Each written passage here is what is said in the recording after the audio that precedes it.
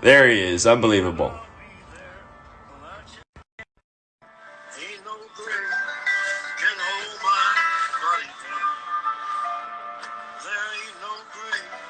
Yeah. What do you think There we about go. the tune? Nice.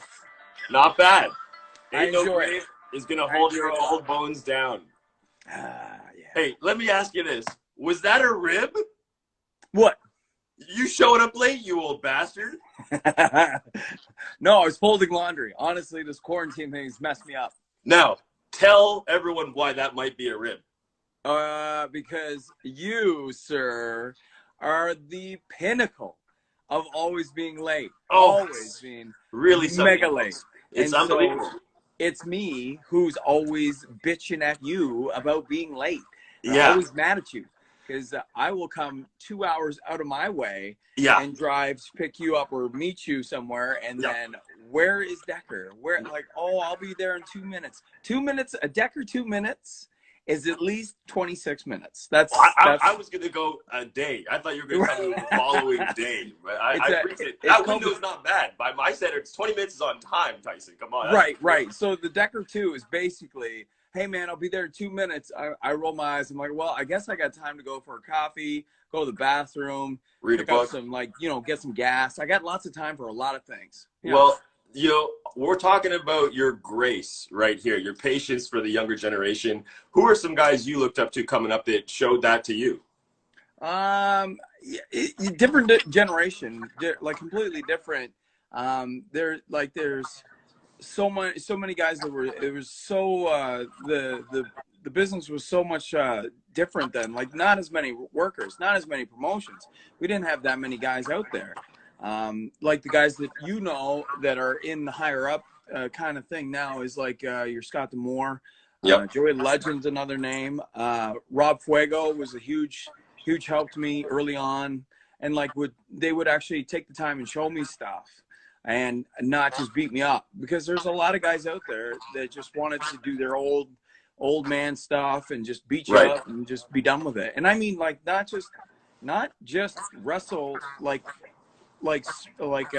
just take advantage the whole time, but actually, stiff you a lot, want you out of the business.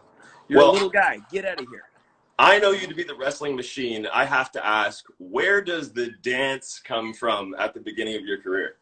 That is a small kid that has to.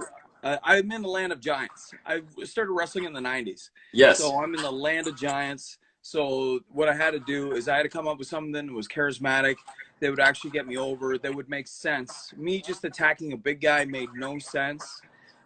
So the dance is actually just like a goat, like a tease. And it was actually, Looney Tunes, Bugs Bunny, Daffy Duck, they used to dance off stage. That was the dance off stage, just brutalized, just absolutely destroyed. Okay. Right? The worst dance ever. Amazing. And okay, so flash forward now, here you are so many years later in your career, as you know, and yet you always find a new way to stay motivated and have new goals for yourself. You've just come back from Europe. Why don't you talk about what that experience was like and what keeps you motivated today? Europe was great, and I was weird. Like, it's weird because I'm one of these guys that needs to have a set plan all the time. I'm very much a control freak when it comes to my business. You know this. Absolutely. So I wanted to make sure that everything was on the up and up, but there was a lot of holes in the plan, a lot of stuff that I didn't know, I wasn't aware of. So when I got to Germany, because we were first in Germany, I settled in my hotel room. That's the first thing. If I get my room, I'm all right. And then that was 3 days, 3 excellent days with WXW. Hell of a promotion, huge venue, like amazing venue. Like the photos look spectacular. Dude, it's amazing. And like the amount of talent there was insane. Bailey was there, of course. Yep. Bailey's great, and Cobb was there, and a lot of guys that I know and love a lot. And there's a lot of guys that I really get along with, like Thatcher. Everybody was there. So it was 3 really solid days, and then everybody split up. So Tara came home. He had to go to a wedding. He had to come home. Brent was going with Vertigo, which, let's put Vertigo over. Ron Vertigo is out there doing stuff on his own. Hustling. Just hustling. And if someone tells me you're a hustler, man, you're not a hustler. You're not. You're just doing your job. You're being a professional if you're just doing shows. But if you're out there trying to make shows Putting your and neck you're on the line. dude, on the Lynch, didn't know where he was going to stay week to week. Love it. That's amazing. That's true grit, and I like really respect the kid for it. Him and Brent went to London on their own. I went up to Preston, stayed with the promoter Steven, awesome dude, and then worked the end of the week at PCW. All I did was eat and go to the gym for hours and hours and hours at a time, hang out with Steven, and that was it, dude. It was beautiful. Really good experience. I really enjoyed it. You say you're in the gym. I know now we're all in quarantine. I'm watching you on social media. You're up to a great new project. You're building a wrestling school right on your own property there. Why don't you tell us a little bit about that?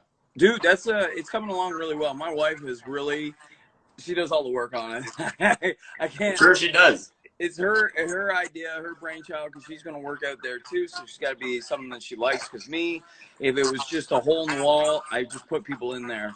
But she's really taking the time to put it together. It looks. Wait till you see it. Like you're going to have to come down when I absolutely will. When we have our like unveiling when this stuff is all done. I want you to come down. I want you to see it. I want people to come in and take a look at it. It's a lot of work, a lot of sweat went into this place with a little bit of blood, not much, but just a labor of love and a lot of money and a lot of time invested. But we have the time to do so.